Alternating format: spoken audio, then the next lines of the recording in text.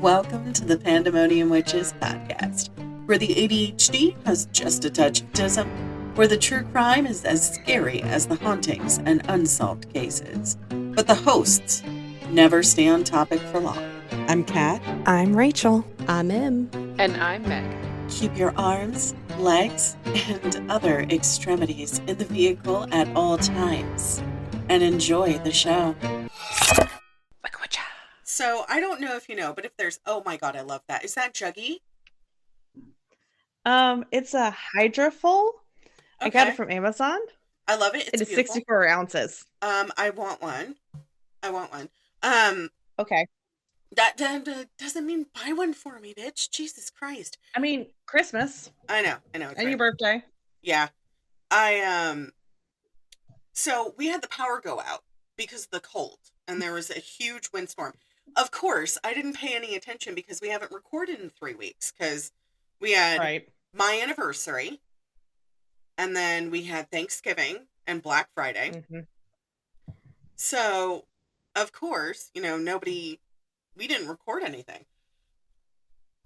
So I didn't pay it any never mind, but oh no, Catherine's fucking smart. Fluffy is back there ignoring me. Of course, Fluffy butt. Look at Fluffy. Just the queen of poof. I think she's lost a little weight because I can actually feel her hips now. But... Oh, seriously? That's good, though. I mean, she's 14, though, so... Yeah. She's 14, and when we had her weighed back in August, I think. Mm-hmm. She was 13.1 pounds, so...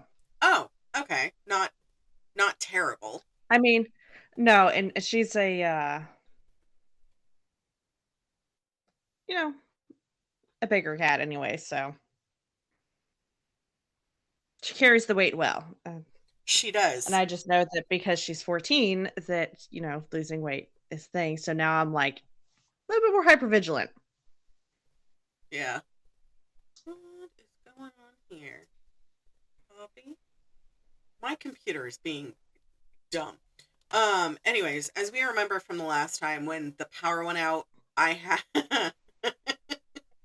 had to make sure recording. It stops recording, so it will record me, but it won't record Rachel. So I'm sitting here and I'm looking at which is so rude. The little voice waves. So I'm looking at mine and I can see mine, and then I see just this straight line, and I was like, "Where's Rachel's voice?" Not existent, apparently. Gone.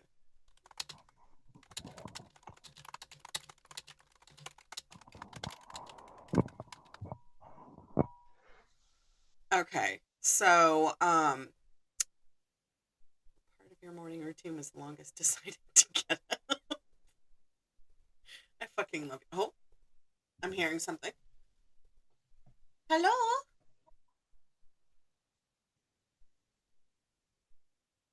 Hello? My love? Hi, baby! I woke up at 8, so he's been in bed, just resting. Hello, my love. How are you? Hi, brother. Can you get me the lotion? Yeah, it's the little pump. Okay. So, we celebrated my anniversary, my 1-year wedding anniversary, and you just celebrated your... It's coming up 2 years for you guys. In May. So happy. And you spent Thanksgiving with your other half and his family. Yes, I did. I decided to use vacation day and take the week off because otherwise I'd been working. Uh-huh. And, I needed a break from work. So I went over and spent the whole week over there with him, and it was nice and fun.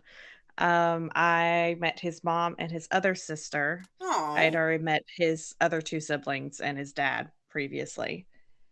So it was nice that I was able to finally meet the whole family. That is so amazing. Yes. And it was so peaceful. Like, there was a couple people like having beer, or like drinking some wine, but It wasn't everybody having not at liquor. all. It was not everybody getting sloshed, which is Well, definitely different because with my family, everybody has a drink and right. ends up getting intoxicated I at some mean, level. that was when I went home. That was what I had to deal with a good chunk of the time. Also, friendly reminder to those listening: if you're sober and your family does not value your sobriety over their own happiness or them wanting to enjoy the day, as they put it, they're not your family. Right. Um, my aunt went out and got me when I went home last year. She got me non-alcoholic versions of my favorite beer, Which we love. which I don't know if you know how hard it is to find Peroni. It's an Italian beer, and it's delicious. It tastes like ginger beer. It's kind of like Hmm. tart, but it's sweet and it's so good. And I would drink that by the caseload. I was a huge alcoholic. But we're coming up on my 4-year anniversary in a couple of days, so yay, happiness on Woo! that. But she went out and she contacted an importer exporter friend of hers and got me a 6-pack of non-alcoholic Peroni. And she's like, this was hard to track down. And I was like, what is it? And she showed it to me. I was like, oh, I can't have beer. And she goes, it's not. And I was like, what? Case please. And I was like, oh my God. And I had, I Which is think, why it was so hard to track down. right. I think like 2 of them. I had one with appetizers and I had one with dinner. And Hmm. my mom was like, you're having beer. And I was like, oh, it's Non-alcoholic. non-alcoholic. And I was so surprised. And I was like, good God. But your sobriety, do not risk it for family members. Don't risk it for the biscuit. It's not worth it. Um, Nope. but as you know, we took a hiatus in December, or we are taking a hiatus in September. Um, Yes. this time 1 year ago, I was driving cross country to be with my husband. Halfway through cross country, anyways. Um, Yes. and I put just married, driving cross country on my car, and I got $36 from, just random Just random people. people. Yeah. Anyways, so I hope you don't mind. I know I did the last story. Because the show came out on Netflix, I want to do the other story that I did research on. That's Are fine. are you okay with that? Okay. Yeah. So all you guys are going, what? What story? Okay, so Surprise! surprise! So today we're talking about someone depraved, like we do. Always. Every, you know. Okay. Oh, I know. It's definitely okay if you want nothing to do with your family, you know. Because your mental and physical health are much more important. Right. And it's the whole thing with like sobriety and mental health and physical health. If it compromises your health in any way, don't It's not worth it. don't do it. But anyway, as we were discussing about today, we discuss every time about a new depraved individual, somebody that we make fun of because we need to dehumanize the villain and humanize the victims. Yes. So today we're talking about someone depraved like we normally do, but this time not only was he famous for all the wrong reasons, he was so cocky he went on television nationwide to go on the dating game. Do you remember this guy? Vaguely. Okay. His name was Rodney Alcala. Didn't they just make a movie about him? They did. So they just made a movie for him called Woman of the Hour, which was one of the women that escaped him after meeting him. Mm-hmm. So she wasn't attacked or anything, but she got serious creeps. So we're going to talk about that. So today, of course, as always, his name is not Rodney Alcala. No. I've decided a more fitting name for him. His name today is Llama. Llama? Llama, llama, llama, llama. No! He's supposed to be dead! Oh, honey, can you do If the cinnamon? only. Okay. Today's the 1st. If you haven't done cinnamon, do it. Of course, you know. Well, this is not going to get released on the 1st, but it's going to be released on the 10th, but still. So, all right. So Llama was born on August the 23rd, 1943 in San Antonio, Texas. Such a shame. Such a shame. He was the 3rd out of 4 kids from Rodney Alcala and Anna Maria Gutierrez. In 1951, he moved them from Texas to Mexico and then dipped out, abandoning them. Maybe he forgot the milk. Who knows? Anyways, in 1954, when Llama was 11 years old, his mother relocated him and his 2 sisters to the Los Angeles suburbs. Llama was a bright student, well liked by his classmates, and received strong support from his family. Throughout his youth, he attended several private schools, eventually graduating from Cantwell Sacred Heart of Mary High School. He was involved in yearbook planning committee and participated in both track and cross-country teams. In 1961, at the age of 17, he enlisted in the U.S. Army to become a paratrooper and worked as a clerk. If only he had broken his legs while jumping out of planes. You know, we could wish. We could wish. I mean, because if he had snapped both his legs, he wouldn't have gone on to murder people. True, true. But it was noted early on by his commanding officer that he was being manipulative, vindictive, and insubordinate. Shocking. I know. He was disciplined multiple times for assaulting young women. In 1964, following what was described as a nervous breakdown, during which he went AWOL and hitchhiked from Fort Bragg, which is in North Carolina, to his mother's home in California, Llama was diagnosed with antisocial personality disorder.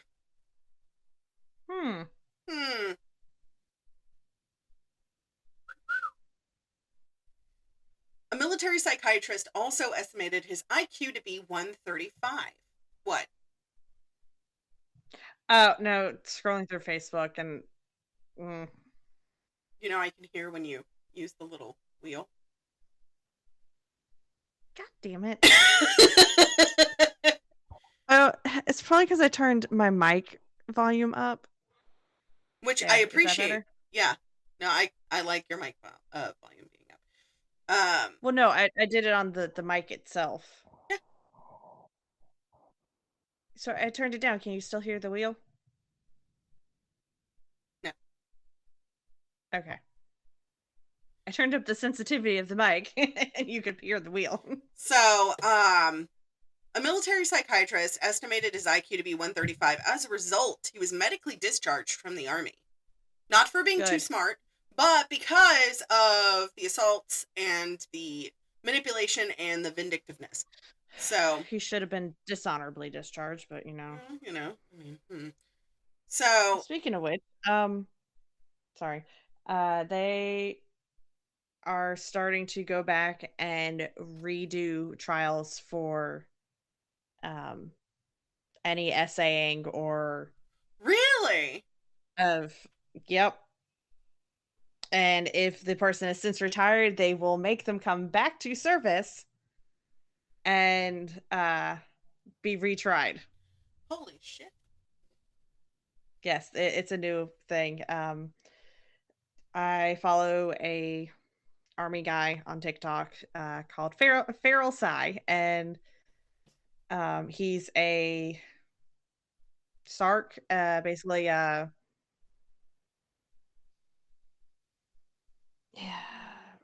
I can't remember exactly what it stands for, but basically he's in charge. If something happens, SAing or DVing happens, he responds. Yeah. Doesn't matter. Time of day. He just has to go. he has to go. And so he said that it's a new thing, like within like the last, I think, like year and a half or so, that it's been coming down the chutes. Mm-hmm. And so I'm like, yes, it's justice for things. Justice. I'm all for it.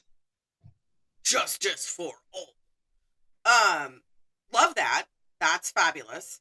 Absolutely amazing. I'm zoning out. I'm sorry. No, it's fine. You can continue on. I just wanted to insert that in. Oh, you're fine. So, various psychiatric experts would suggest additional diagnoses, including narcissistic personality disorder, BPD, which is borderline personality disorder, and malignant narcissism with psychopathy and sexual sadism. Ew. So he had like a full freaking cocktail, you know? Right. And it wasn't just like something easily fixed. Oh, definitely. The only easily way to fix his shit is a drill to the brain. Mm-hmm. Oh no, I completely agree. Wholeheartedly. Fluffy making noises. No, I look back and she just has her back completely to me. Good job, Fluffy. Way to go. Just very disgruntled. Well, I mean, it's like, better okay, than being gruntled, you know? So, after being discharged, Lama graduated from UCLA School of Arts and Architecture. Good for him. He later studied the film under Roman Polanski at New York University. I did fact check it, and it is correct. He did study under Roman Polanski, which is actually kind of surprising. Roman Polanski was super hard in his classes. He was a beast. So, on September 25th, 1968, a passing motorist named Donald Haynes called police after witnessing Lama lure his first victim, which was age 8. Her name was Tali Shapiro. I'm sorry. Did you say 8? 8. Heh. Yep. Into his Hollywood apartment. Tali, who was residing at the Chateau Marmont. Chateau Marmont it's still around. It's a beautiful, architecturally phenomenal hotel. It's we just don't like the things that happen there. Right. It's Once Upon a Time in Hollywood. Have you ever seen that movie? Where that beautiful hotel, what else was it used in? Different things. He was Disney movie, Jetpack. The Rocketeer. Ah, okay. The club scene with the big windy staircase in the ballroom, that is in Chateau Marmont. So she was residing in the Chateau Marmont when Lama approached her on her way to school, and he pulled up beside her and asked if she needed a ride. But it was the year of, years of free love, and, people were nice. So she initially refused, but when she heard him say that he knew her parents, she just got in the car. Because of course. So Lama then took her to his apartment, where he told Tali that he wanted to show her a picture. When the police arrived, Tali was found alive in a pool of her own blood. She had been essayed and beaten with a steel bar, and Lama fled. Tali was in a coma for 32 days and spent months in recovery. So, remember Donald Haynes? I just talked about him? Yes. He followed Lama and called the police after he was concerned about the man's behavior around her. He was fixated on this little girl. That disturbed me. When police arrived, they opened the door to find Lama, who was naked and had rage in his eyes. So, meanwhile, in the documentaries and stuff... Why can they not wear pants? He was in the middle of... Yeah. I hate it even So worse. they were shocked because they thought, you know, she was dead, and then they heard her as they started going after her, so they had a choice to make. Either stay with her... Chase after him, or... Right.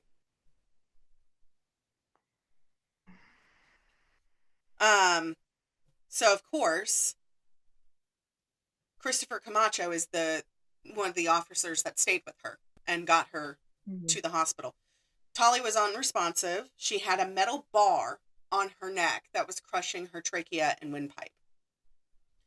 No wonder she couldn't talk. So when they removed, they initially thought that she was dead, but when Officer Camacho removed the bar from Tally's neck, they heard her breathing and gasping for air. So she was sent to the hospital. Poor baby. Direct quote from Tolly. After the attack, I needed over 27 stitches in the back of my head. This was at a 2010 sentencing hearing. So this is her talking to the judge. And the fact she was able to talk after all of that. Right. So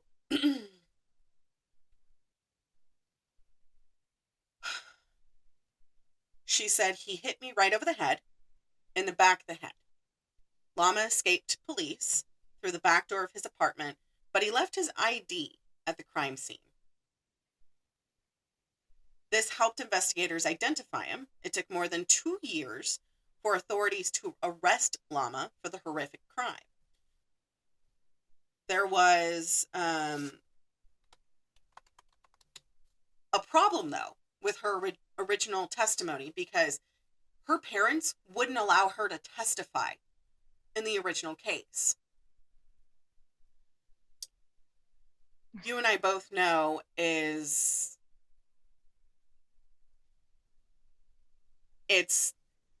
you're not able to do anything, you know, if the original complainer can't go.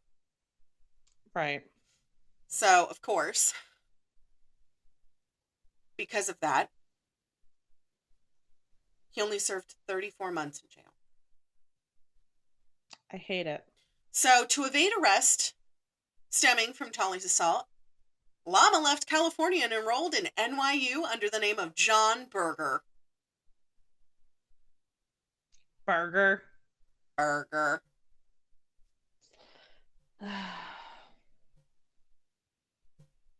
So,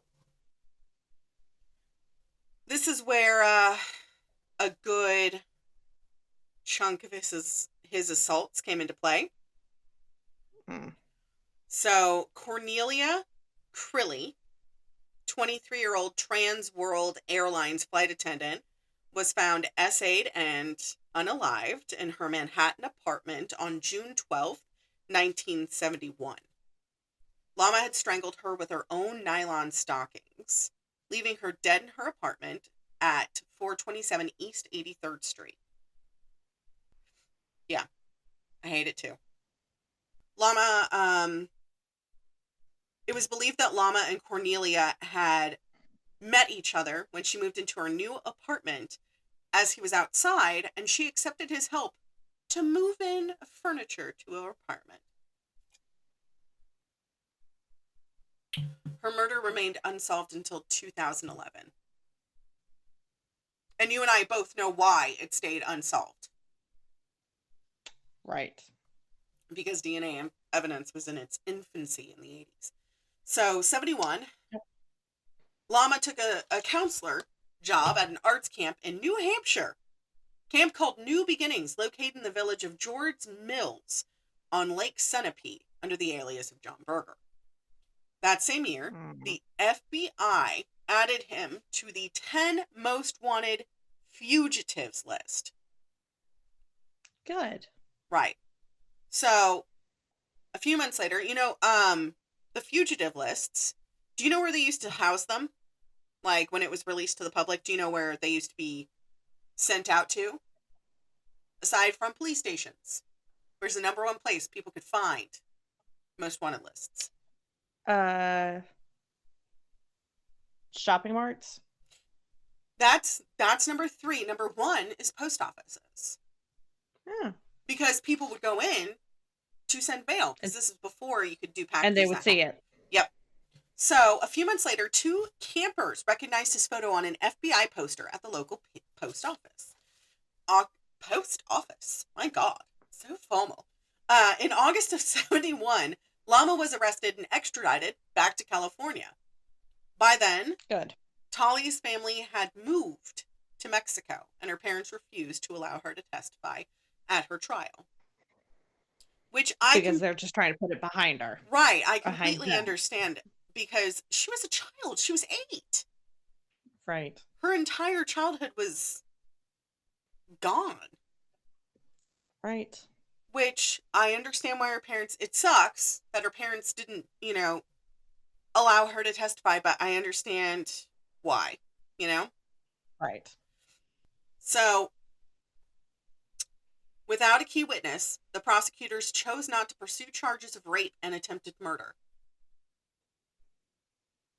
So, he only got the charges of child molestation, and he was sentenced to 3 years in prison. Because her parents didn't let her testify. Right. So, of course, he was paroled in 74 after serving 34 months, which we already talked about. Mm-hmm. And less than 2 months after his release, Lama was rearrested and convicted for assaulting 13-year-old girl, identified in court records as Julie J. She accepted what she thought was a ride to school. Oh, poor child. Of course, Lama was arrested and paroled again after only serving 2 years, and was released in 77 as a registered sex offender. So after registry then was like right,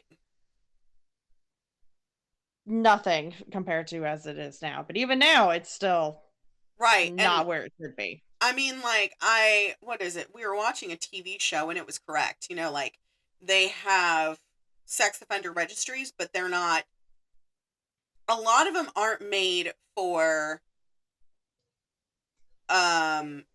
offenders that they were like 17 or 16 or whatever, and their partner was 18, that kind of thing. Or they were peeing in public. Right. It's not made for people like that, which, what was it? One of my guy friends I went to school with, his girlfriend was 6. They both went to the same high school together. He was a senior. She was a junior. She passed 2 grades. But because the age difference and how their birthdays fell. Right. So one set of parents doesn't like the other, they can press charges. So he was born in December, and she was born in June. So even though technically he shouldn't have been arrested, but her parents arrested him, and I was just like, that's stupid. But I understand why, because they didn't like him. Now they're married and so have they 6 were kids. Acting out at it. Right. But I mean, they're stuck now because they're married and have 6 kids. So sucks to suck, man. Karma. So Lama was again paroled after serving 2 years and released in 77 as a registered sex offender. After second release, the LA Parole Board gave him a new parole officer. Okay? So he had 2 other ones, right? Because he skipped town. He skipped town. And so obviously they weren't doing their job. Right. And they were like, man, why the hell do you keep fucking up? We're going to give him a different parole officer. So his LA parole officer made an unusual decision. He followed him. Oh boy. Because he's like, I'm gonna see what this bitch gets up to. Right. He was considered a flight risk. So he's like, I'm gonna follow you. So investigators keep eyes on this dude at all times. Right. So investigators with the New York Police Department now believe that just after a week in Manhattan, Lama killed 23-year-old Ellen Jane Hover, the daughter of a nightclub owner, Herman Hover, and the goddaughter of Dean Martin and Sammy Davis Jr. Just want you to Think about that for a second. The goddaughter of Dean Martin. Do you know who Dean Martin was tied to? So many things. He was tied to the mafia, man. I mean, mafia got shit done, though. I mean, let me tell you. I had some concerns about some of my clients back when I worked as a freaking candy striper, and I would play board games at the little hospice center down the street. They got shit done, let me tell you. The bake sales. I was never short of Italian cookies or lasagna. They looked out for their shit. They did. They looked out for their own. Let me tell you, my mom's like, there's no way you could have gained that much weight with, oh yeah, you can. Let me tell you. So, Ellen Jane was last seen, although Italian food is delicious. We're getting off topic. I am. So, Ellen Jane We're a little hungry, guys. Don't mind me, I'm just starving. So, she was last seen at her New York apartment July 15th of 1977. He was just released. Maybe 2 months earlier. Her date book revealed she had an appointment to meet someone by the name of John Berger on that same day. No. Later in 77, the FBI received a tip about Lama's 1971 arrest in New Hampshire. That was connected to Tolly's case in California. When questioned, Lama admitted to knowing Ellen Jane, but investigators were unable to arrest him at that time because her body has not been found. By 78, her remains had been discovered, buried underneath heavy rocks on a hillside overlooking the Hudson River, near a spot on the John D. Rockefeller estate where an aspiring model would later report that a man named Berger had taken photographs of her. Ugh. Yeah. So in 77, Lama also worked briefly with the LA Times as a typesetter. We'll get into all of this backstory later. And was interviewed by members of the Hillside Strangler Task Force as part of their investigation of known sex offenders. Yeah. I really hate it. Although Lama was ruled out as the Hillside Strangler, he was arrested and served a brief sentence for marijuana possession. Because got to get him on anything at that point. Right. Well, I mean, he, evaded parole for so long. I'm just like, why couldn't you just get him for a parole violation? But whatever. So. Yeah, but that's only like 30 days in county. They're trying to find something that would stick a little bit better. Just a little bit better. I mean, I can get that. So, during this period, Lama convinced hundreds of young men and women that he was a professional fashion photographer. Mm-hmm. And he took pictures of them for his portfolio. And I'm not talking about, like, some. I'm talking about a lot. Like, hundreds of thousands of photos. Of course. So, the Times co-worker later recalled that Lama shared his photos with workmates. I thought it was weird, but I was young. I didn't know anything. When I asked why he took the photos, he said their moms asked him to. And I remember that the girls were naked. That's not normal. No, not at all. Yes. On topic, ma'am. Sorry. Leanne Leadham, who was 17 when Alcala photographed her in 1979, reported that he was a professional. So in my mind, I thought I was being a model for him. Really? A model? I didn't know better. Well, I mean, it was the 70s. So, people were weird. So, that's true. Leanne further reported that the portfolio Lama shared with her also included spread after spread of naked teenage boys.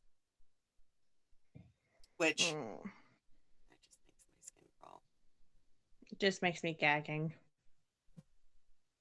I mean, if it was something more like the nature photographers in National Nat Geo, right? Right. If it was something like that, those are tasteful. Those are watching people in their own natural habitat, not right. pedophilia. Not modeling photos. Right. Because that's essentially what it was, is child porn. So yep.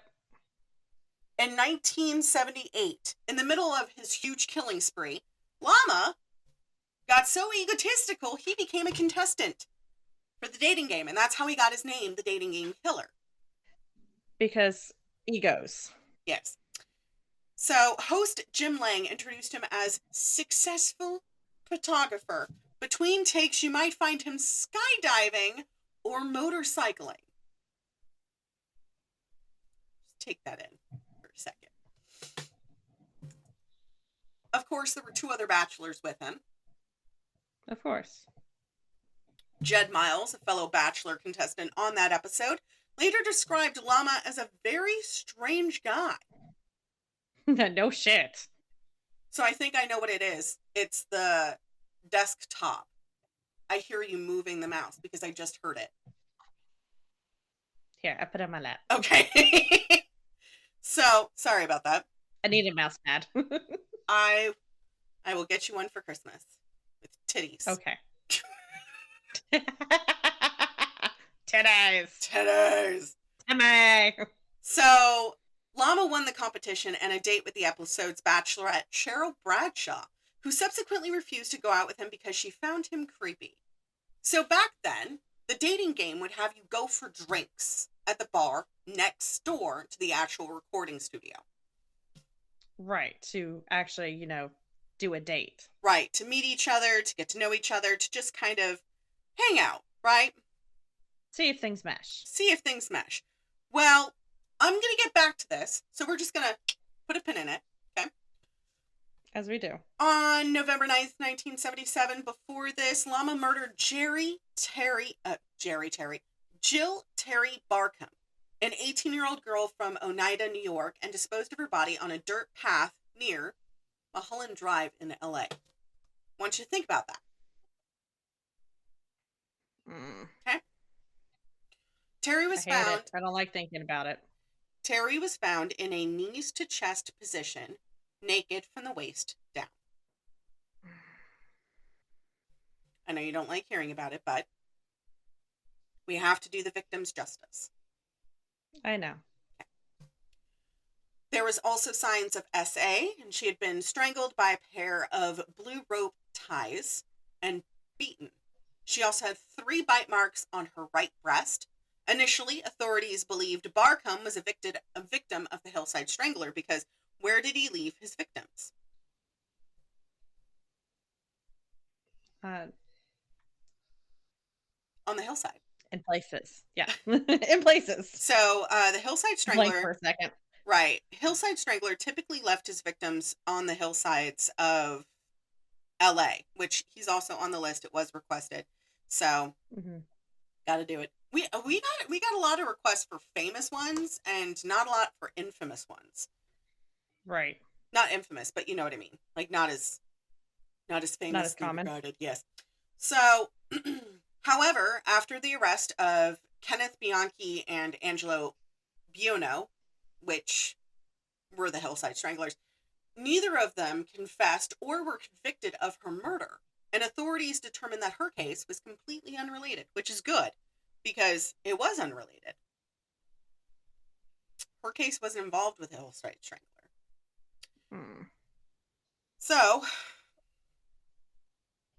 when December 16th, 1920, my God, I'm awake.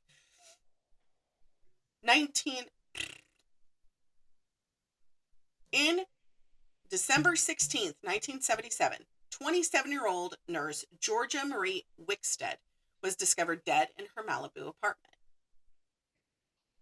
When she was last seen, she drove another nurse, Barbara Gale, home from a bar. When Georgia did not show up to work the next day, Gale and her co-workers reported her missing because she was yet another person who always showed up for work. Right. She was never late. She was always on time, if not early, so it was considered odd that she didn't show up to work that day. Police arrived. Right. Police arrived at Georgia's apartment. Excuse me.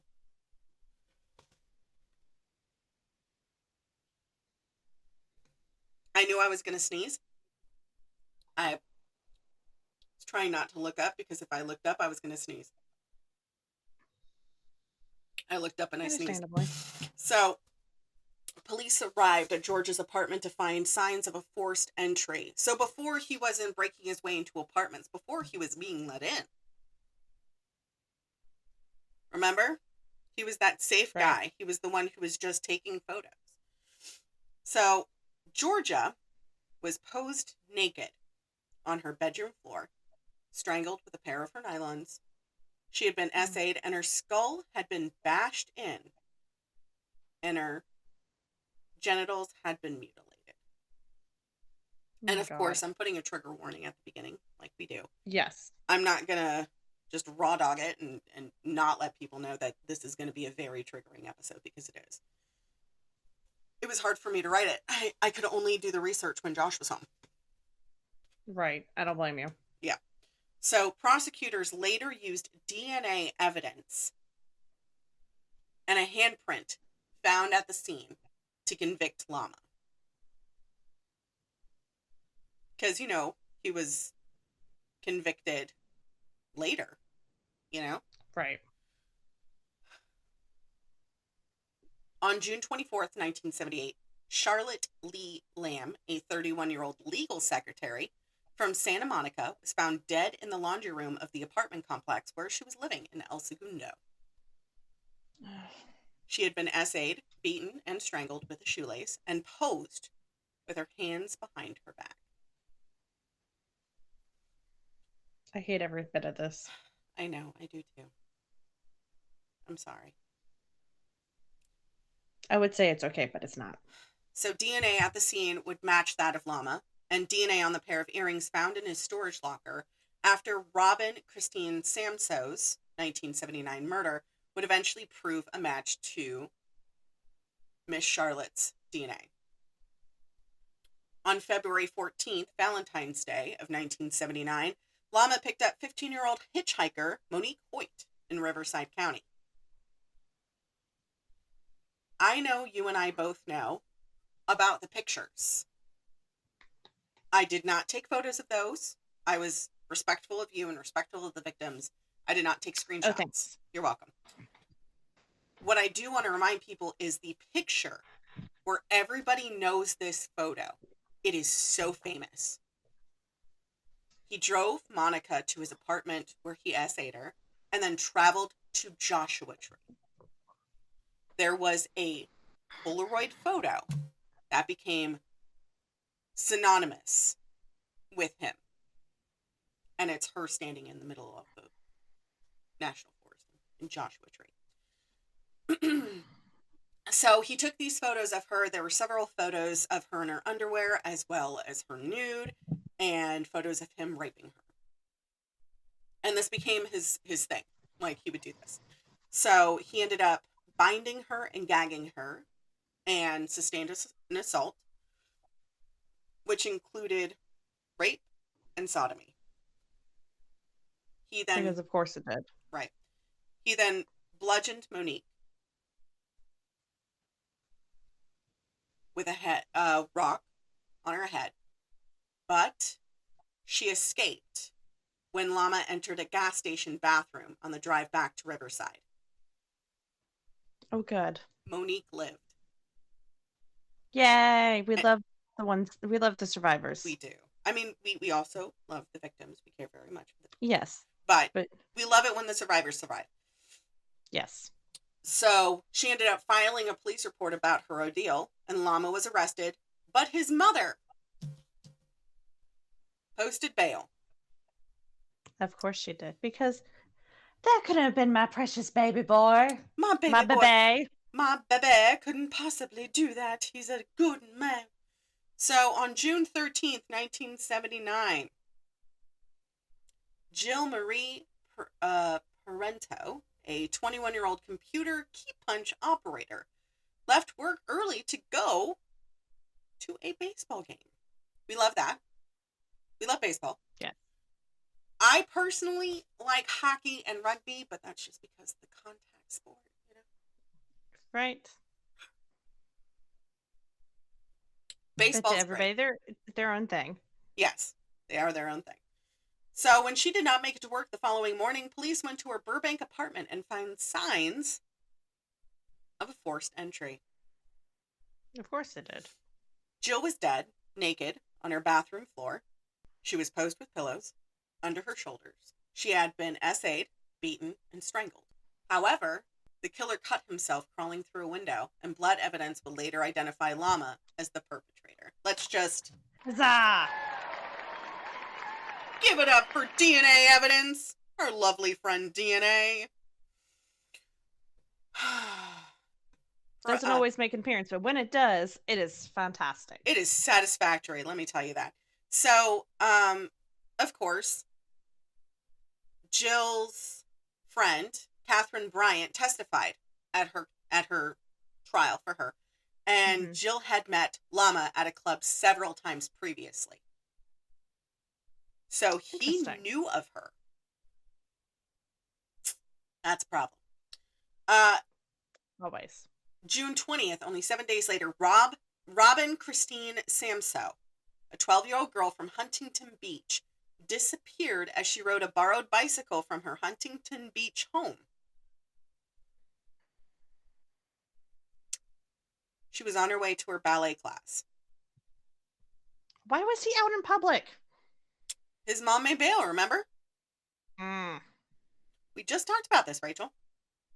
I know. I thought they'd already gotten him. Nope. Again. Nope. But they will. I'm getting there. I'm almost there. Oh, good. I'm almost there. I'm on page 6 of 16, but still. There's backstory. There's lots of backstory here. So, her body was found 12 days later. Unfortunately, it had decomposed. She was found dumped off of the Santa Anita Canyon Road, which it's a very secluded road out there. Have I personally gone to that road? No. Do I know that area? Yes. It's very secluded. It's not good. So, she had been beaten, essayed, and stabbed with a knife. Robin's friends told police that the strangler had approached them on the beach, asking to take their photos. Detectives circulated a sketch of the photographer, and Lama's parole officer immediately recognized him. Of course. Lama was arrested again, July 1979, and held without bail. Good.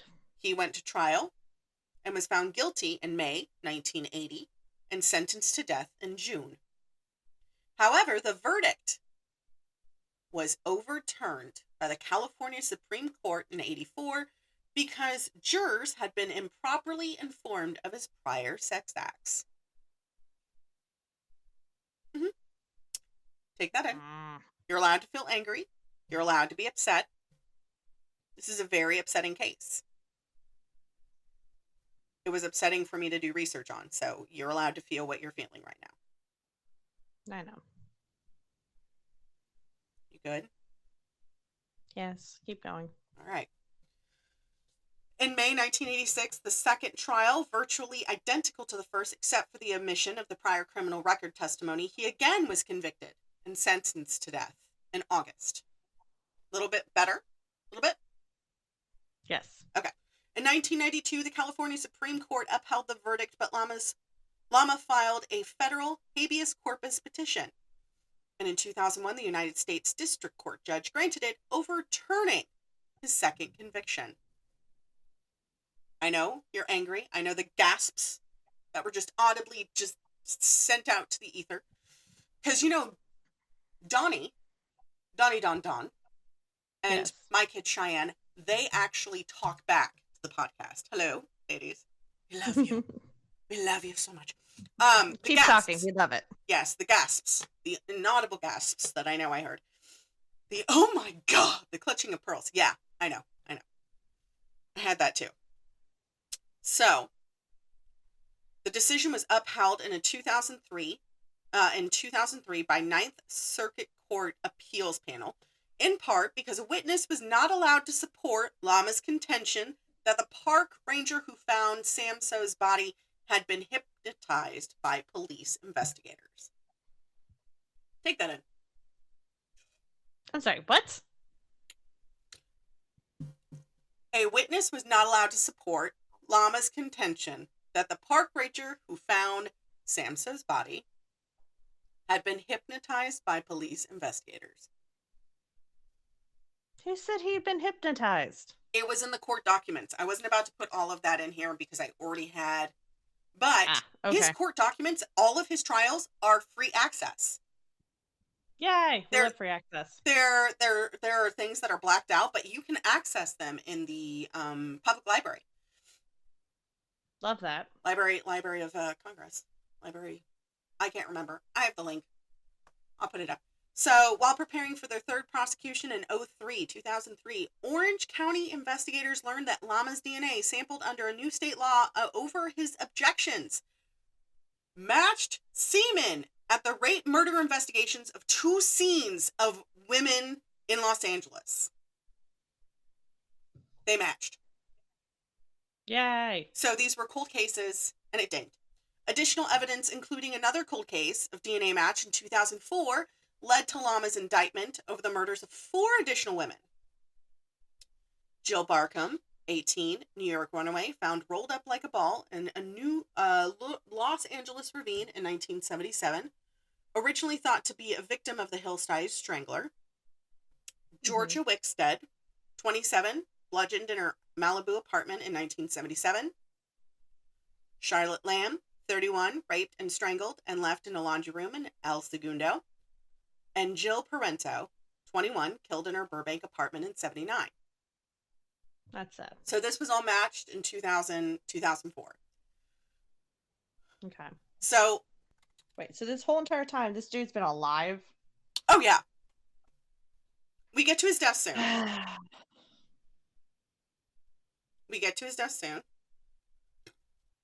I hope that his fellow inmates made his life a living fucking hell.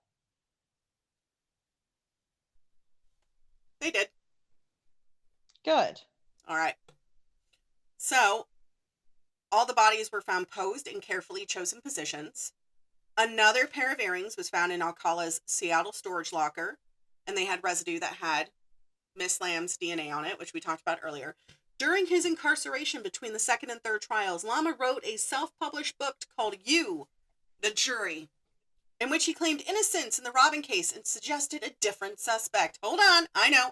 Hold on.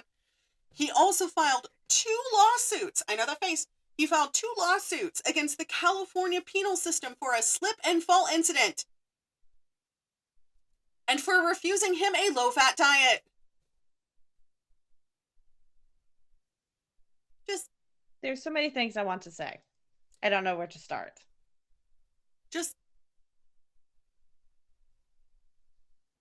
First of all, good sir. Good disgusting sir. DNA. Yep. You kept trophies. Slip and fall. If there was wet floor signs, tough shit. Get hit. Basically. And also, the whole low-fat diet thing. No, they have to feed you a balanced, nutritious diet by law. If you don't like it, tough shit. That is what they're required to do. The only time that it is something different is allergies, like severe allergies. Oh yeah, there was a guy that I used to go to college with. He was allergic to peanuts. And so normally they give peanut butter sandwiches. He got to stay. He actually loved it in solitary. And most of his food was prepared by a separate person because it couldn't go cross-contamination. Right. So there was one person who made his food. And let me tell you, he got out. It was so stupid. It was marijuana possession. He ended up getting out and he was like, I'm never going back. But he's the nicest guy ever. He's so chill. He's like, I fucked up. I did my time. I'm good. Because it never saved the victims' names and their dates of birth. So I had them all saved. I'll enter them later. But, right. Okay. So, in 2003, prosecutors entered a motion to join the SAMSO charges with those of the 4 newly discovered victims with DNA evidence. Llama's attorneys contested it. As one of them explained, if you are a juror and you hear one murder case, you may be able to have reasonable doubt, but it's very hard for you to say you have reasonable doubt on all 5, especially when 4 of the 5 aren't alleged by eyewitnesses but are proven by DNA matches. DNA doesn't fucking lie. My good bitch! The fuck? So, in 2006, the California Supreme Court ruled in the prosecution's favor, and in February of 2010, Llama stood trial on the 5 joint charges. Good. Wonderful. For the 3rd trial, Llama elected to act as his own attorney, which means... because his ego. Which means he was able to cross-examine his victims. Witnesses. Yeah. He took the stand in his own defense and for 5 hours played the roles of both interrogator and witness, asking himself questions and addressing to himself as Mr. Llama in a deeper than normal voice, followed by answering them. During the self-questioning and answering sessions, he told jurors often in a rambling monotone that he was at Knott's Berry Farm applying for a job as a photographer at the time that SAMSO was kidnapped. He showed the jury a portion of his 1978 appearance on the dating game in an attempt to prove that the earrings found in his Seattle locker were his, not Robin's. Jed Mills, we talked about him earlier, the contestant on the dating game. He was an actor who competed against Llama on the show and told a reporter that the earrings were not yet socially acceptable accoutrement for men in '78. He was not wearing those earrings. They weren't his. I had never seen a man with an earring in his ear, he said. I would have noticed them on him. Llama made no significant attempt to dispute the 4 added charges other than assert he could not remember killing any women. Just because you don't remember doesn't mean you didn't do it. Thank you. As part of his closing argument, he played Arlo Guthrie's song Alice's Restaurant, in which the protagonist tells the psychiatrist he wants to kill. Well, all right then. After less than 2 days, the jury convicted him on all 5 counts of first-degree murder. Shocking. Are you not entertained? We love that. A surprise witness during the penalty phase of the trial was Robin. Really? Richard Rappaport, a psychiatrist paid by Llama and the only defense witness, testified that BPD could explain Llama's claims that he had no memory of committing the murders. It's true with BPD. People do suffer manic-induced blackouts. It does happen in a fit of mania. However, I've never seen it in the years that I've been studying all of the stuff that I've studied. I've never seen it happen with a murder at the end. Right. So like they might have seriously hurt somebody, but not actually killed somebody. So the prosecutor argued that Llama was a sexual predator. Oh, Jesus. How many notifications did I get? Apparently all of them. Jesus. 62 notifications. My God. The prosecutor argued that Llama was a sexual predator who knew what he was doing. He knew that it was wrong, and he didn't care. Exactly. Like, I mean, if you look at his prior... No.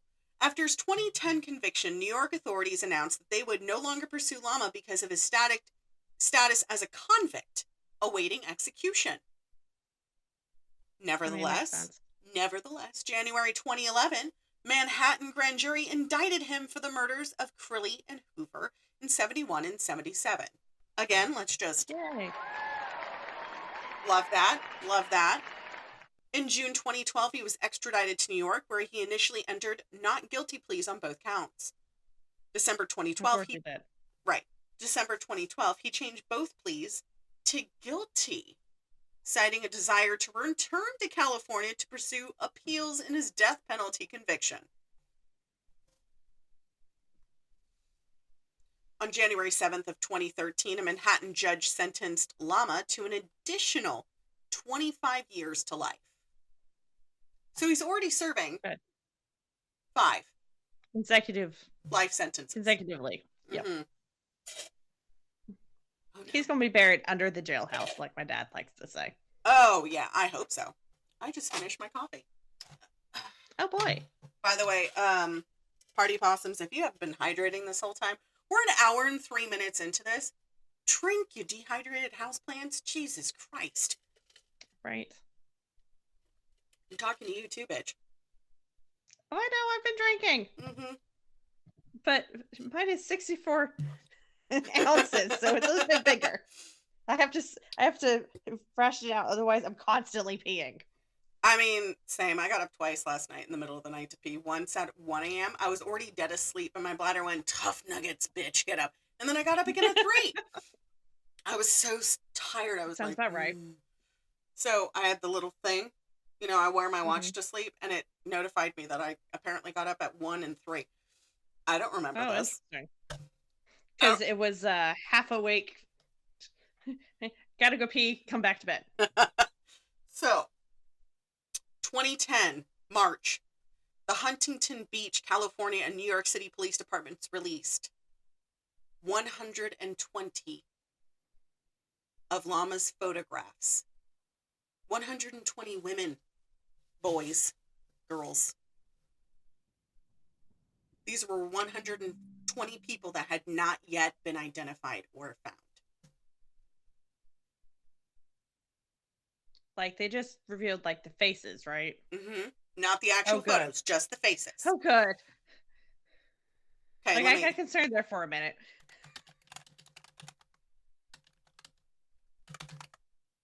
Because I just wanted to double check, because there are creepy people out there. So here's the link. Where are you? Here you go. I'm somewhere.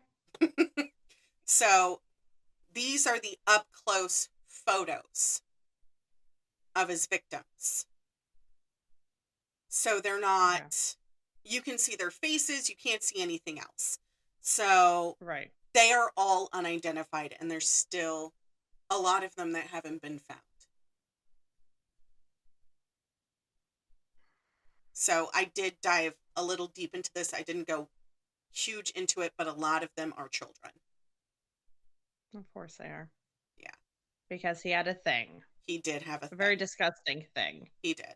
So they released these photos and sought the public's help in 2010 in identifying them in hope of determining that any of the women and children that he took photos of would either come forward or be found, and hoped that they weren't additional victims. Right. Approximately 900 additional photos could not be made public, police said, because they were too sexually explicit. That's sad. In the first few weeks, police had reported that approximately 21 women had come forward to identify themselves, and at least 6 families said they believed they recognized loved ones who disappeared years ago but were never found. Like, I like the ones of the women coming forward and be like, hey, yeah, no, that's me. I'm still alive. Thanks. Right. But it's sad about the women or the families that came forward for the missing. Right. I mean, it sucks because a lot of them, there was a person, which I go to later, that came forward that stated, oh no, I didn't write down the quote. They didn't believe that she could have been one of their victims until they saw the photos, because she used to hitchhike a lot, and they just thought she went off and maybe she had died of exposure or something. And then they saw the photo and then they went, oh my God. And she had been hitchhiking the Southwest. At that time frame. Mm-hmm. Because it was the summer of love, you know? Right. So none of the photos were... A stranger was just a friend you hadn't met yet. Right. That's what everybody used to say. And I was just like, no, that's called a serial killer. Strangers are serial killers until you prove them otherwise. Yes. That's why we stay feral. So, no. But I was saying that that's what the thought process was then. Oh, yeah. Oh, yeah. So, none of the photos were unequivocally connected to a missing person case or unsolved murder until 2013. 110 of the original photos remain posted online, and police continue to solicit the public's help with further identifications. So, of course, I'm going to be posting it on this episode when I do air it. But you guys need to remember, if you see something, say something kind of thing. Yes, always. So, traumatize the men. Traumatize the men, as Caffeinated Kitty says. Most of the subjects remain unidentified, and police fear that some of the subjects may be additional cold case victims. Yeah. So, fortunately for the public, Llama died in 2021. Oh, thank God. So we'll discuss that, his death, in a second.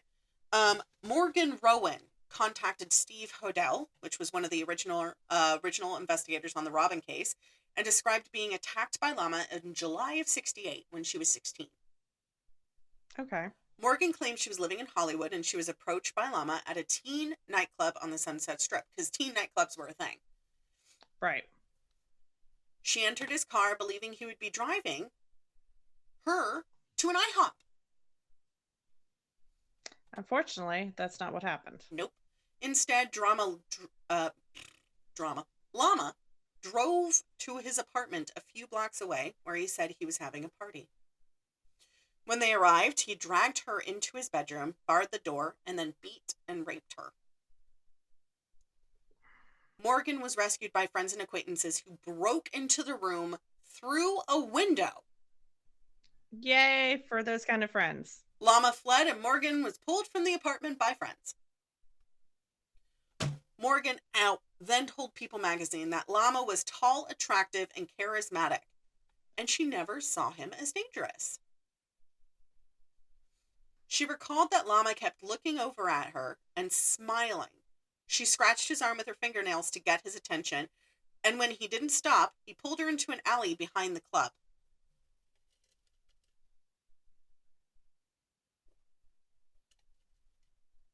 DNA evidence? I think he slammed my head into a wall because I was unconscious. He had pushed her into a large industrial dumpster on top of her chest. She screamed for help, and the owner of the club and his wife came and helped her. Unfortunately, that didn't mark the end of her nightmares, because Morgan ran into him 3 years later in 1968. Jesus Christ. So, that was in 65. So, 68. She was getting ready with her family to move to New York. Before she left, she had a going-away celebration on the Sunset Strip. Llama was there. This one does. Morgan felt creeped out when she saw him. Morgan sat in the back seat with her friends and was fearful when Llama got into the driver's seat of her friend's car. Oh my God. He drove Morgan and her friends to his house, where he gave them marijuana. But Llama took the distraction as an opportunity to grab Morgan and pull her into the bedroom. Because he wanted to finish the job. Mm-hmm. Morgan took off her belt and wrapped it around his fist. Morgan said he took off his belt and wrapped it around his fist. I was reading that backwards. I tried to be brave and said, "No, you can't keep me here," and he just punched me between the eyes as hard as he could. Morgan then added that her head hit the wall, she fell to her knees, and was still conscious. Llama used a knife to cut the tie of her blouse around her neck. I could feel blood start coming down my chest. He cut my neck. I'm going to die. Morgan said that he shoved his belt into her mouth, blocking her airway so she couldn't breathe, bound her wrists with a necktie, and then punched her in her stomach, and took his knife out to cut the rest of her clothes off. And then he continued to essay her. His face was red and swollen, and his eyes were glassy. He was out of control like an animal. I just wanted it to be over. I wasn't praying to live. I was praying to die. Right. Eventually, Morgan's friends noticed that she wasn't in the room. So they began pounding on the bedroom door. Morgan's friend Mike broke into the window in the bedroom, and that's when Llama stood up with blood all over his shirt and told Mike, take her. It was, if my friend Mike hadn't broken through the window, I wouldn't be here today. I have no doubt that he was going to kill me. Oh, yeah, he definitely was. Yeah, without a doubt. Morgan said she ran out of the house into the path of a moving car. Her friends joined her, and the couple in the car drove them to safety. Mike took Morgan to his apartment by the beach, where his neighbor, who was a nurse, gave her first aid. She made it back to her parents' home minutes before they were headed to New York. Oh, my God. She said that she was traumatized and slept next to her parents' bed after moving away, but never told them what happened. A friend If only later, she had. right, a friend later sent her a newspaper clipping about Llama's attempted murder of Shapiro, and Morgan said she felt guilty because she never reported her attack. Because she was too traumatized. I should have stopped. I should have told my parents. I should have gone back to that house and killed him myself. I fully felt that it was my fault and I should have done something. Oh, honey, it wasn't. Not at all. I felt guilty after my ex attacked my ex-best friend. I felt guilty up until I found out that, they were both narcissists and they both attracted each other to each other. And I was like, I can't be upset that I didn't do what I did. I mean, I'm upset I didn't report. Right. I'm not upset that I didn't press charges because I did file a police report the last time he attacked me. Mm-hmm. So it's on his public record. So Marin County is north of San Francisco. Yeah. So it's not that far away from where I lived. Mm-hmm. Excuse me. They announced that they were confident that Llama was responsible for the October 9th, 1977 murder of 19-year-old Pamela Jean Pam Lamson, who disappeared after making a trip to Fisherman's Wharf to meet a man who had offered to photograph her. Her body was found naked and battered and was subsequently found in the Marin County near a hiking trail, which is where he liked to leave a lot of his victims. Right. Not in that particular area, but he liked to leave them on remote trails and remote roads.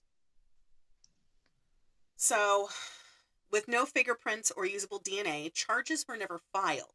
But police claimed that there was sufficient evidence to convince them that Llama committed the crime. In 2016, Llama was charged with the murder of 28-year-old Christine Ruth Thornton. Interesting. Christine and her mother and her lover moved away from her family to live in San Antonio. They split up in Biloxi, Mississippi. Thank you. In June of 1977, she was last seen hitchhiking and never heard from again. But in 2013, an image was made public by the Huntington Police Department and NYPD of a dark-haired woman riding a motorcycle while wearing a yellow shirt. Remember we talked about that weird photo where she looks scared but happy at the same time? Right. And I told you it was the weirdest photo I'd ever seen. That's this one. Oh. That's why I didn't take the screenshot, is because it's so creepy. It's like, it gets under your skin and stuff. It just makes me cold. Her body was found in Sweetwater County, Wyoming, along Interstate 80 and 82, but she was not identified until 2015 when DNA supplied by Christine relatives matched tissue samples from her remains. Interesting. Llama admitted to taking the photo but not killing the woman, who was approximately 6 months pregnant at the time of her death. Christine's first alleged murder victim linked to the Llama photos was made public in 2010. At 73, Llama was reported too ill to make the journey from California to Wyoming to stand trial on the new charges. Because at that point, he was living in hospice in the jail. Right. So in 2010, Seattle police named Lama as a person of interest in several unsolved murders in Washington state, since Lama had rented a Seattle storage unit in which investigators later found jewelry belonging to 2 of his California victims from 1979. Other cold cases were reportedly targeted for reinvestigation in California, New York, New Hampshire, and Arizona. Are you ready for some of the victims? As I'll ever be. Cherry Ann Greenman, 20, was last seen in Waterville, Washington on September 14, 1976, after she was released from Douglas County Jail. A photograph found in Lama's locker was shown to Greenman's family, and they confirmed that it was not her. Antoinette Jean Whitaker, 13, student living in a foster home when she walked out with an unidentified man the night of July 9th, 1977. A week later, her body was found fully clothed and propped up on her hands and knees in a vacant lot in Lake City, Seattle. She had been stabbed to death, and there was no evidence she had been essayed. Joyce Francine Gaunt, 17, was found February 17th of 78 at a picnic area in Seward Park, Seattle. She was nude, lying on her face, her skull had been crushed, and she was a developmentally disabled teen who had also been strangled, beaten, and sexually assaulted. Poor dear. She had been living in a group home on Capitol Hill when she was last seen to meet an unidentified man on February 16th. Those are the ones from Washington. Mm-hmm. Now, the reason I'm going over this case now is because it just came out on Netflix, a film called Woman of the Hour, which was produced and directed by Anna Kendrick. This has brought the infamous case of Rodney Alcala back into the public eye. Right. So, a former detective who helped put the monster behind bars told Fox News about a pair of earrings that led to Lama's downfall. Stephen Mack, who worked as a detective for 18 years, told Fox News that Lama reportedly had an IQ, which had been tested and was in trial notes that he had an IQ of 140. He thought he was smarter than everyone else, and nobody could ever connect him to the murders. In 2003, Stephen was a homicide detective with Huntington Beach, and he took a lead role in investigating Lama. At the time, he was already familiar with the case, as he'd been working as a patrol officer in 79. So he was with detectives who were searching for the missing 12-year-old Robin Samsow. When Steve began investigating Lama, he had already been sentenced to death in Robin's murder twice in 80 and 86, but both were overturned. He stated, "What I knew of Rodney Alcala was a convicted murderer. What I believed in, what everybody else believed in, is that he was a serial killer. The DNA collected during my involvement proved that." So he was the one who collected the DNA. Right. During his investigation, Stephen went through the evidence preserved by previous investigations decades earlier from inside a storage locker in Washington belonging to Lama. My first thought was, like most serial killers, he kept trophies so he could go back and relive the circumstances, relive the murder. He was a sexually sadistic serial killer, and those individuals love to relive their crimes. Examining the earrings, souvenirs that he kept from the various cases, we were able to connect DNA to one of the Los Angeles homicide victims, which solidified the case against him for LA, and was able to join the 2 prosecutions of Los Angeles and Orange counties into one trial. The DNA found on rose-shaped earrings was determined to be that of 32-year-old Charlotte Lamb, who was murdered in 1978 in Los Angeles. We finally had the forensic connection that arguably was missing before. Take a moment with our team as we pay tribute to the victims of this ruthless assailant. 2 of his victims survived: Tali Shapiro, born 1960, and Morgan Rowan, born 1953. He had over 100 victims, but these are the names that we know of. Cornelia Criley, born April 21st, 1948, Queens, New York, died June 24th, 1971, Queens, New York. Cherry Ann Greenman, born May 7th, 1956, Waterville, Washington, missing September 17th, 1976. Body was never found. Ellen Jane Hover, born August 2nd, 1953, Los Angeles, California, died June 15th, 1977, New York. Christine Ruth Thornton, born November 7th, 1948, Hancock, Michigan, died August 1977, Sweetwater County, Wyoming. Jill Terry Barkham, born December 18th, 1958, Oneida, New York, died November 10th, 1977, Los Angeles, California. Georgia Marie Wickstead, born December 22nd, 1949, New York, died December 16th, 1977, Malibu, California.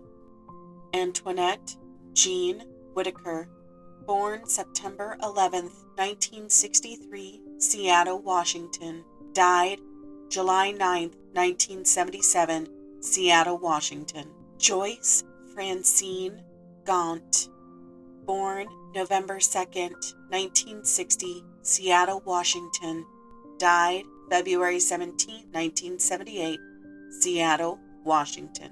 Charlotte Lee Lamb, born June 26, 1945, Lexington, Kentucky, died June 24, 1978, El Segundo, California. Robin Christine Samso, born December 13, 1966, Washington, died June 20th, 1979, Los Angeles, California. Please join us in a moment of silence as we honor the victims.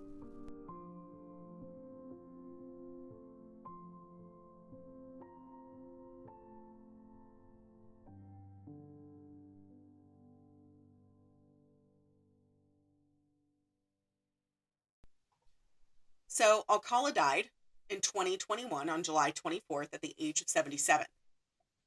Mm-hmm. He died of natural causes, awaiting execution in California.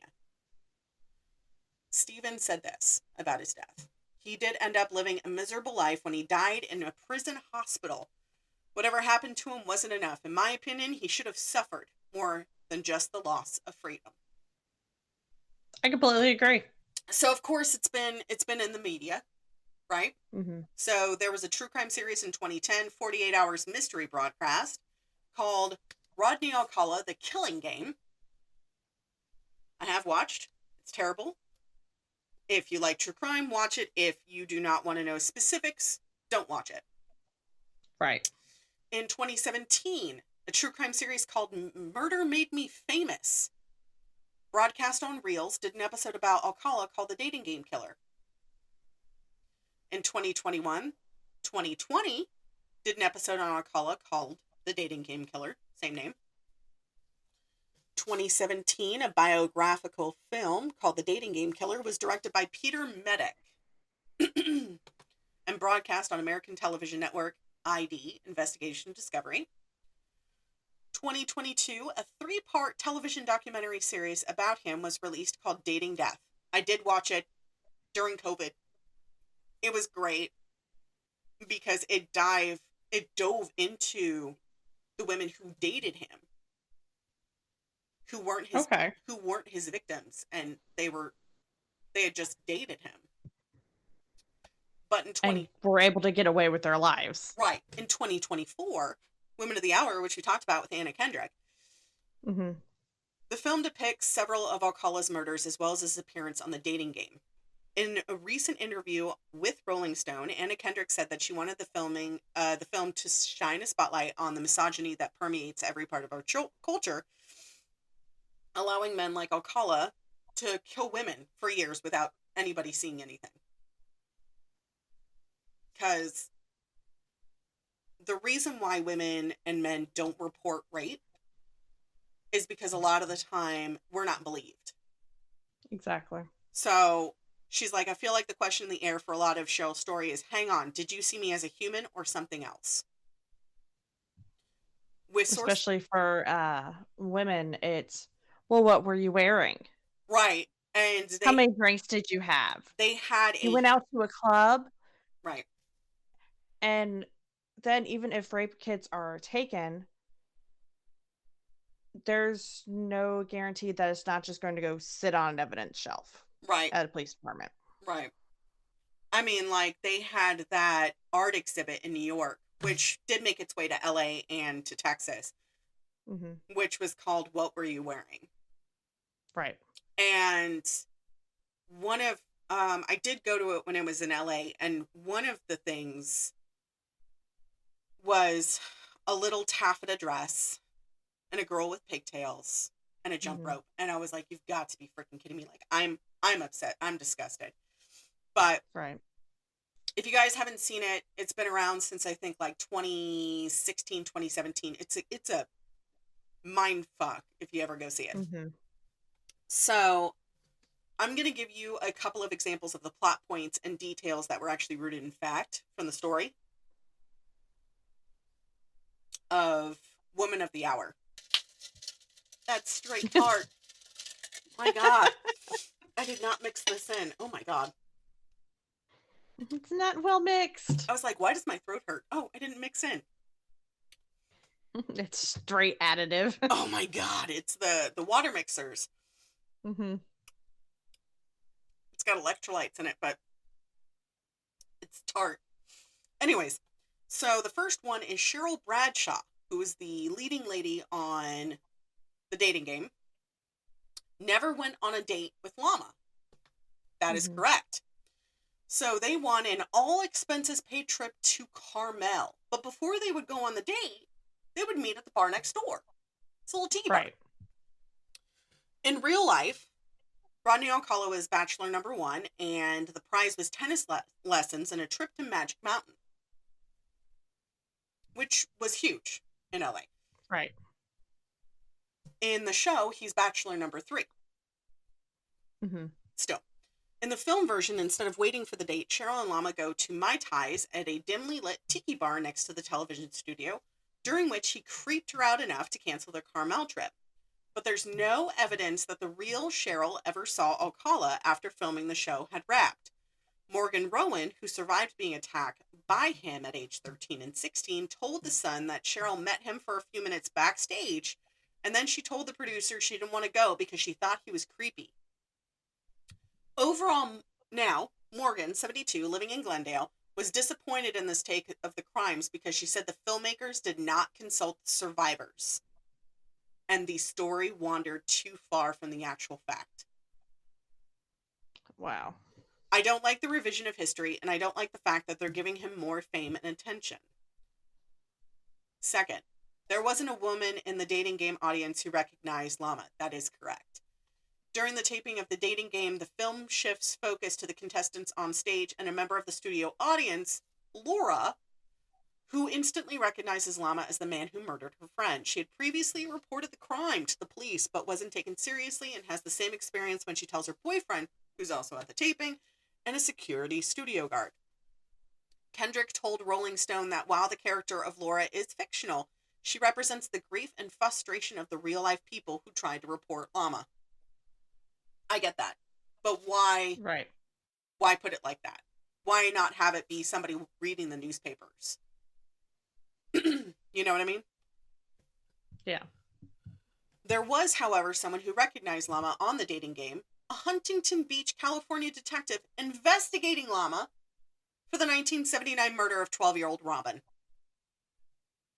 He caught a rerun of the episode on TV shortly after Alcala was named a suspect. Sally Field appeared on The Dating Game. Fact.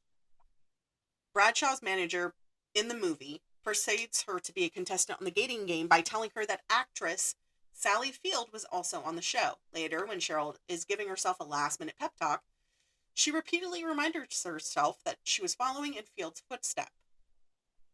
It is correct. Bradshaw's inspiration was real. Sally Field appeared in the premiere episode of the dating game October 6, 1966. Lama wasn't a photographer for LA Times. That is correct. In Woman of the Hour, Lama uses photography and his camera to seem more approachable and persuade women to let down their guard and spend time alone with him, posing as a model. His bona fides as a professional photographer are reinforced in the movie when he's shown working in the photo department of LA Times. He did not work at the LA Times, but he did not work at the LA Times as a photographer, but he did work as a typesetter. Okay. He used his hobby as a way to spend time with women. In 1979, while investigating Robin's murder, Huntington Beach police searched Lama's Seattle storage locker and found a cache of photos of women and girls. Most of the people identified in the photos were alive and well, while others were not. Good. Glad they were alive and well. Sad that the others weren't. Correct. We have a few more facts left. Okay. A teenage runaway is responsible for his arrest. Fact. In the movie, Lama brings a teenage runaway, Amy, to a remote part of the desert for a photo shoot, where he kidnaps, assaults, and rapes her. She survives the attack and the next morning asks him to keep it between them, acting like they were a couple, and requests that he drives her back to his place. On the way, when Lama stops at a gas station to use the restroom, Amy flees to a nearby diner and calls police, who arrive on the scene and arrest him on the spot. Amy's real-life counterpart, 15-year-old Monique Hoyt, who escaped in 1979 from the serial killer. The movie ended. Yay. Right. The movie ended at that point, followed by on-screen text explaining that Alcala went on to commit additional murders and eventually died in 2021. Yeah. It also specifies that after this arrest, Lama was released on bail while awaiting trial and then went on to murder 21-year-old women and a 12-year-old girl. While he was convicted of murdering a total of 7 women and girls, some estimates suggest that Lama killed as many as 130 people. So, of course, there were 2 other people that appeared on dating games which turned out to be serial killers. To which, if our listeners want us to rabbit hole on those, they can definitely let us know. One of them being John Cooper, a Welsh serial killer who appeared as a game show contestant over in England. Yeah. And Francois Vervaux, a French serial killer who appeared on a game show as a contestant. And that is the story of Rodney Alcala, the dating game killer. AKA the Llama. AKA the Llama. I did send you a photo of the earrings and the jewelry that was found in that tiny little red pouch. Yeah. And those were from all of his victims. So, as you can see, the little buggy, that is from a charm bracelet. Yeah. And then there's a bunch of earrings. The little peach things, those are shells for a necklace.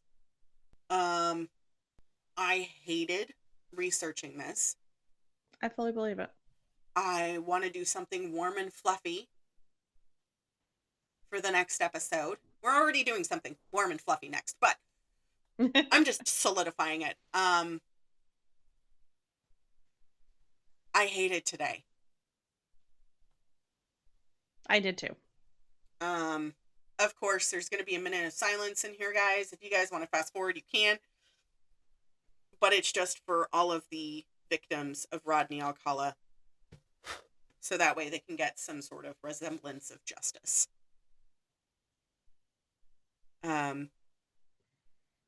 As always, stay feral. Bite the hand, guys. Terrorize the men. And we'll see you guys next time. Goodbye. Bye. Next time on the Pandemonium Witches. We slept in the crew sleeping area on the bunks. I didn't really notice anything during the day, but once everybody was in bed, it was lights out. Only had boots? Only boots. That was all that was left. Oh no. Surprise! Because it's fucking early for dismemberment. Swimming pools on a boat freak me out. Why the hell are we doing that? You're in a giant bathtub. Right! Like, I get it, sharks, but, like, also, you could be on a boat for a little while without a swimming pool. I understand having a small pool for, like, kids. Like a mini pool. Even then, but toss them overboard with a life jacket. I mean, we'll come back and get you. There's one roast being towed behind. So, you know, also how we catch dinner.